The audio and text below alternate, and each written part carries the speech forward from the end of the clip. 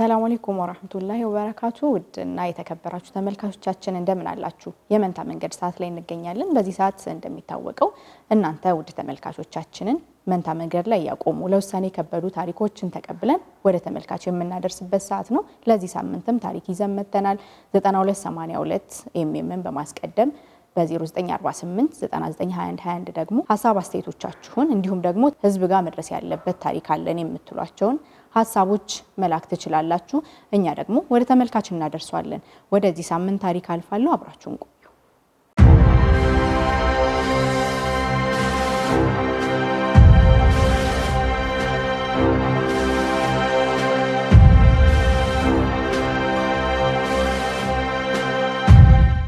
በትዳር በርከት ያሉ አመታትን ብንቆይም አላህ ልጅ አልሰጠንም።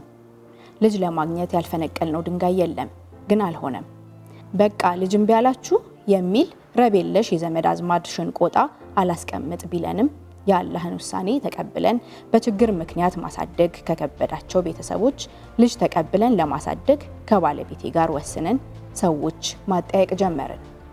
በኋላም በመጠጥ ሱስ ተጠምዶ በሚደበድባት የትዳር አጋሯ ተማራ የ4 ወር ሴት ልጃቸውን እናቷ ጋር ጥላ ከሀገር ስለወጣች እናት ታሪክ ሰማን።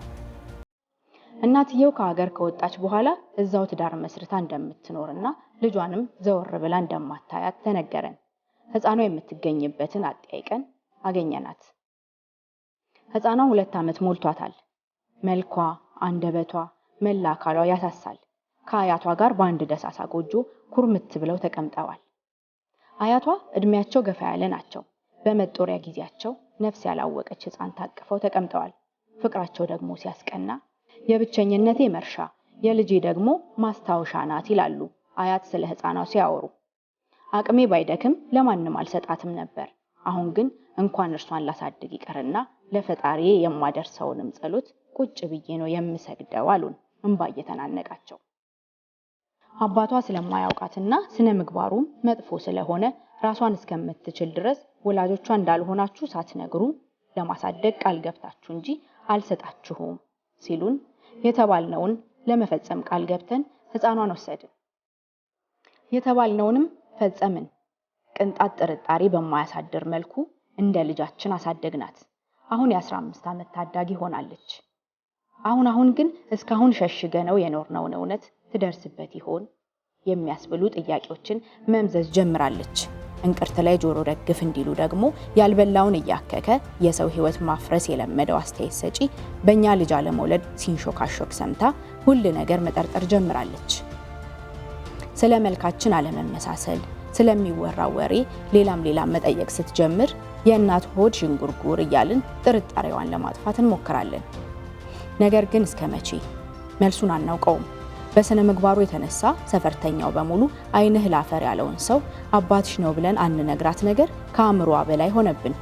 ወዲያ በጨቅላነት አያቷ ላይ ወርወራት እግሬ አውጭኝ ያለች እናቷ ጎጆዋ እንዳይበጠበጥ ልጅነቷን ክዳለች። የሰው ቤት አንኳክቶ ወሬን ካችሁ የሚል በበዛበት ሀገር እንኳን እውነት አሉባልታስ መች ድረስ ይሸሸጋል።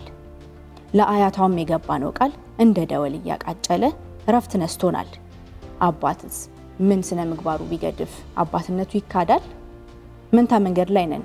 ምን እንደምንወስን ግራ ገብቶናል። በእኛ ጫማ ላይ ሆናችሁ መላቀብሉን ትላለች የዛሬዋ ባለ ታሪካችን። ታሪኩን እንግዲህ ሰማችሁትን ይመስላል። ውድ ተመልካቾቻችን በ9282 ኤምኤምን እያስቀደማችሁ እንዲሁም ደግሞ በ0948 992121 ላይ ይጠቅማታል ለውሳኔ ያግዛታል የምትሏቸውን ሐሳብ አስተያየቶች አድርሱን። ሌላ ደግሞ ታሪክ ያላችሁ ይሄንኑ አድራሻ በመጠቀም ላኩልን። ለዛሬ በዚያ በቃን። መልካም ሳምንት።